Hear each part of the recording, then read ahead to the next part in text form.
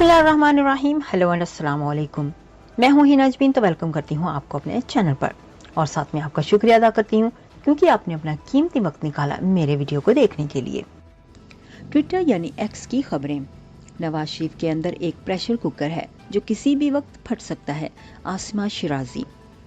फजलुर रहमान ने पीटीआई से सेनेट की 2 नशस्तें मांग ली। मौलाना फजलुर रहमान ने पीटीआई से सेनेट की नशस्तों का मुतालबा किया।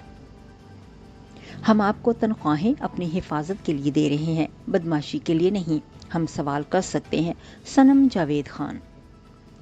अरशद नदीम साहब, 1-2 सवालों के जवाब देने से आप छोटे नहीं हो जाते। नौजवान सहाफ़ी ख़ुसूसी तौर पर लाहौर से आपके गांव मियाँ चन्नू आया है तो उसको ऐसे नहीं करना चाहिए था।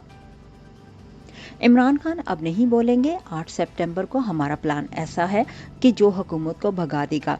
अली अमीन गंडापुर। पीटीआई के आज़म खान नियाजी का बयान। अगर पंजाब के लीडर्स हमाद अजहर और असलम इकबाल सामने नहीं आ सकते तो उनका ओहदा मुझे दे दिया जाए, फिर मैं पंजाब के लोगों को निकाल कर दिखाऊंगा।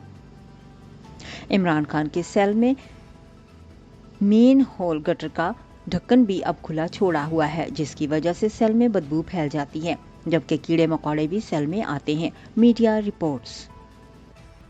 जाने से पहले अगर आपने मेरे चैनल को अभी तक सब्सक्राइब नहीं किया तो प्लीज काइंडली कर लीजिएगा और जी हाँ, अपना बहुत सा ख्याल रखिएगा। हमेशा खुश रहिएगा।